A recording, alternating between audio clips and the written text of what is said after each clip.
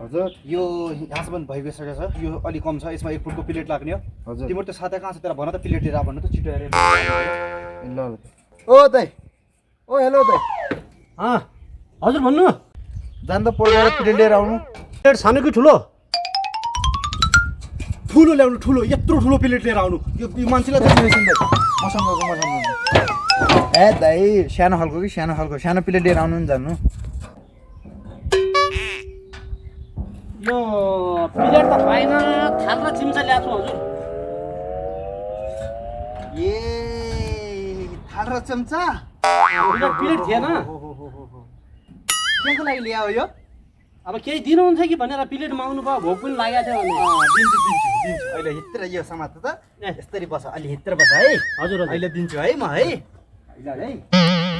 के दिने हो न अलि मिठाई दिने माने नि के प्लेट त म खानै ल्याइन आज घस्काएर खाने हो आज त धेरै त्यसमा खाने है हजुर, हजुर। मजाले खाने है अनि यस्तो गर त यो क्या अझ के चाहियो